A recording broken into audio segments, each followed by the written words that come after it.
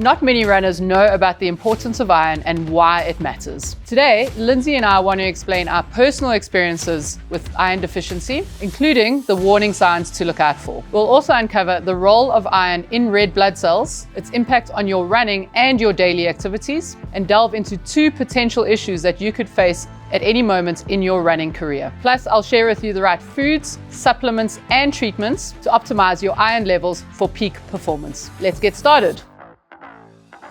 All right, Lindsey, before we get started, let's just get the elephants out of the room here. We have a bit of a disclaimer across talking about iron and athletic performance. Yeah, I think it's really important to understand that while a lot of people do suffer from iron deficiencies, which then have knock-on impact into how we feel and how we perform, that you shouldn't be diagnosing low iron, low hemoglobin, etc., that we'll unpack in a little while on your own.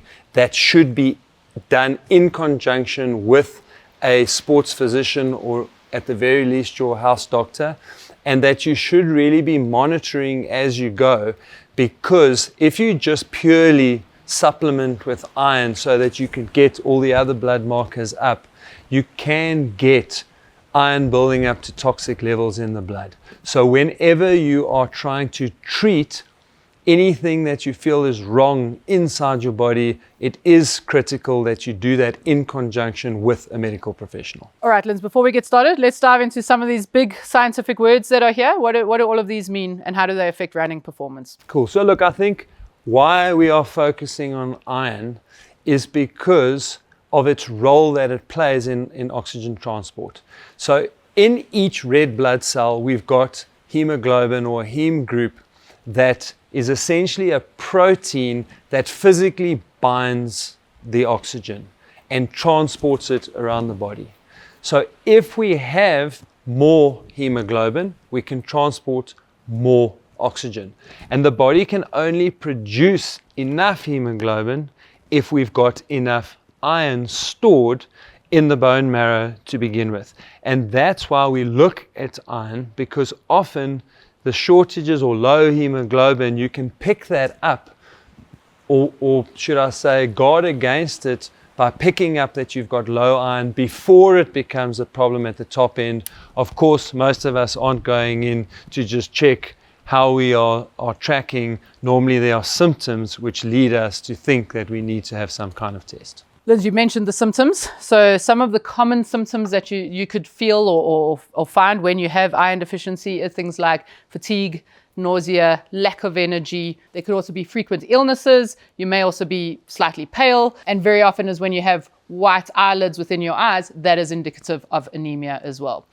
Lindsey, I don't know what it was for you when you had your sort of feelings of that led you to these discoveries, but for me it was definitely the feelings of fatigue. So that wasn't just based normally on increasing my training load. I'd adapted my diet to ensure that I was getting enough carbs, but yet I just felt tired all the time, and I felt like I was living back in Spain where I had to have a siesta every day and I was having a nap for 1 hour to 2 hours every day. Just could not function normally, let alone even from a running performance perspective, where after a session I just felt absolutely shattered every single day.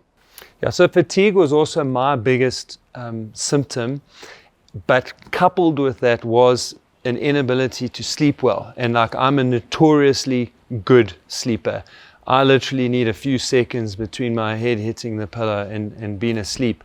So I felt like I was going to bed earlier and earlier and trying to get more and more sleep, but I wasn't sleeping well. And I was literally waking up every morning completely unrefreshed.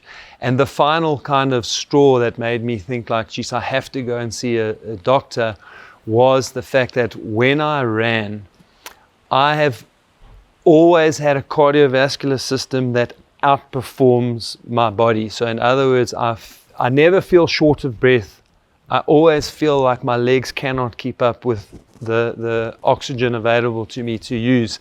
And for the first time in my life, I wasn't experiencing that. I was actually feeling like almost physically weak when I was even just trying to do my easy runs. And then of course, I went to Boston and had an awful run that I then felt was possibly even more than just an iron deficiency. When I came back and had all the tests, literally that was the only thing wrong with me, was that I had this iron deficiency. That's interesting, Lindsey, that those were your symptoms. And yeah, some similarity, of course. My history also is that I had been put on iron supplementation about 4 or 5 years ago and went off it when my levels had sort of stabilized. And so I really figured that this was one of the aspects that was wrong. And so we both went off individually, went and had a set of bloods done with separate doctors as well. And Lindsey's going to talk us through some of the results that we got from those tests. Yeah, so I mean, the relevant results are right here, and I've chosen to focus on hemoglobin, which is the protein that actually transports the oxygen, red blood cells, hematocrit, which is really just a measure of how thick or dense your blood is, and then, of course, iron, because that is the precursor for manufacturing hemoglobin. In green are the kind of normal ranges for a healthy person to go about their activities of daily living. And that's important because if you look at Shona and my numbers, they really are quite similar, and most of them fall within the normal range, albeit on the lower end of the normal range, especially iron. You can see 9 to 30, and we fall both ironically on the same number, 11.3 and 11.3. What is interesting is that, as Shona said, she has been on iron supplementation before and it worked. And at that stage, with the same doctor, she was actually told to go on iron supplementation. This time she's been told that she's normal.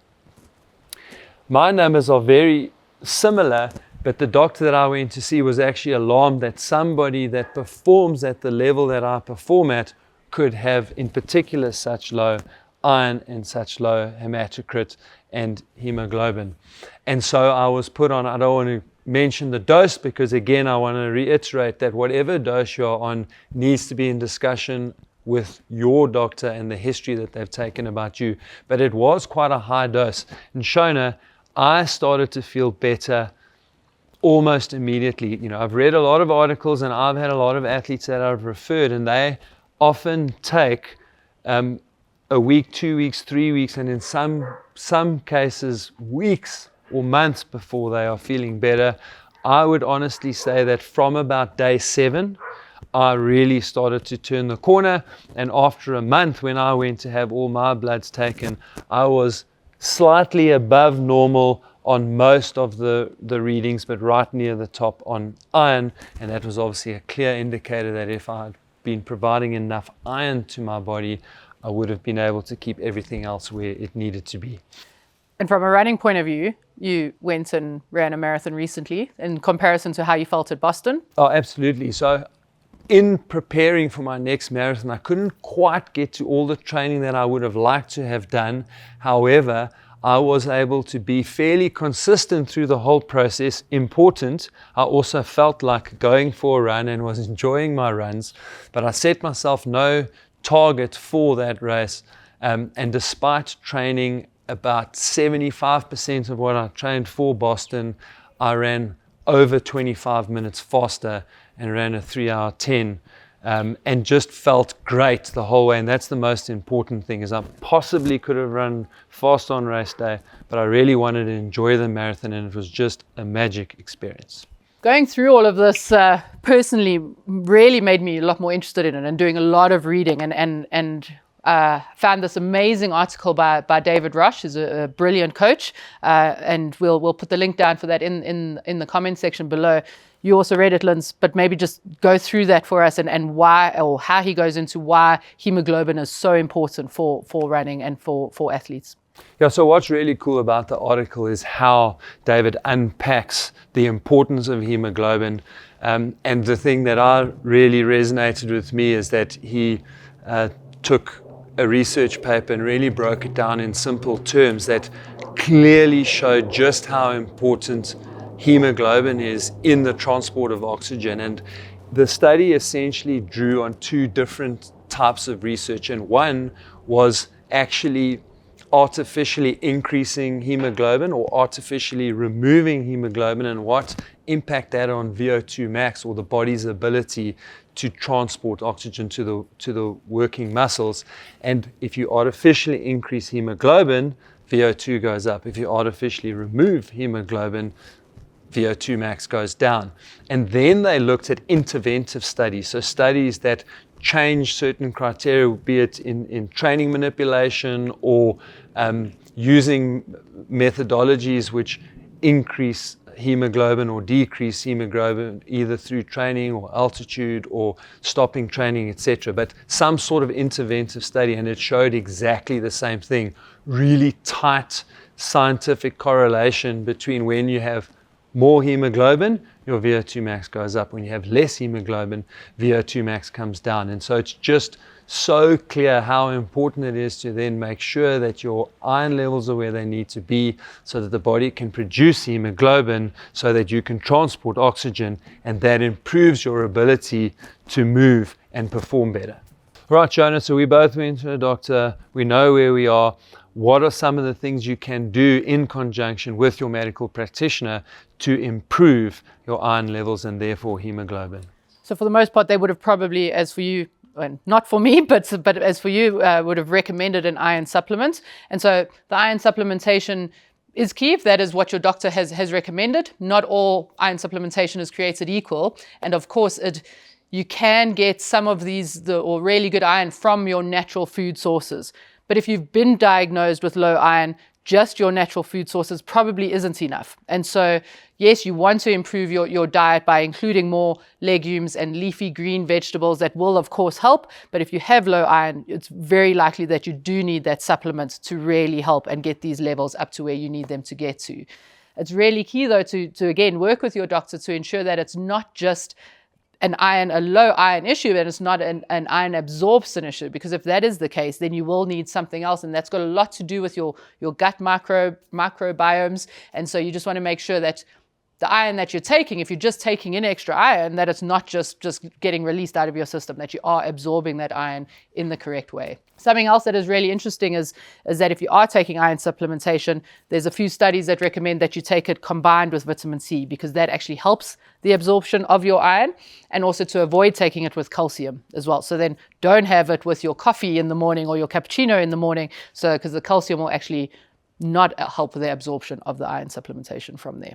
Yeah, and one last thing that I also just think it's important to warn people about is that if you are put on iron supplementation, is that it can cause some gastric distress. And again, it's just another reason why you don't just want to go down to the pharmacy and put yourself on iron supplementation. Make sure you do that in conjunction with a medical practitioner.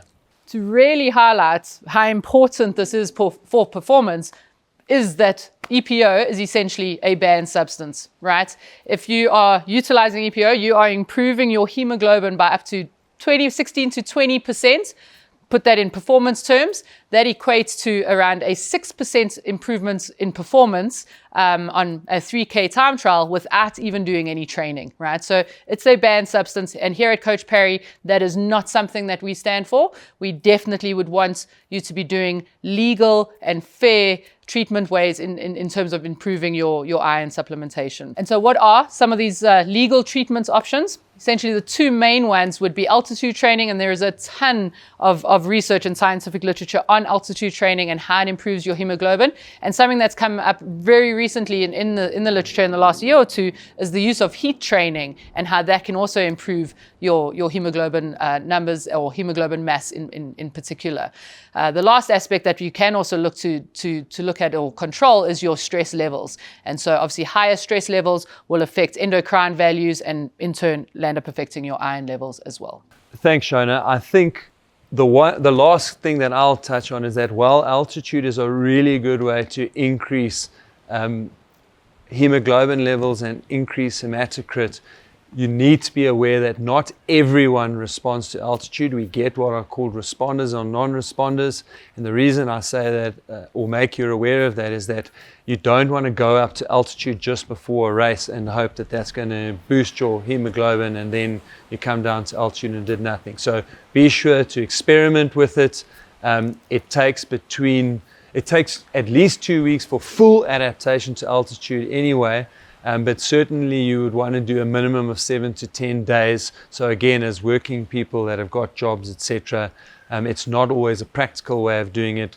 But if you are going to take time out or take leave to go and train at altitude, it's something that you want to experiment with before you go up for your main training block.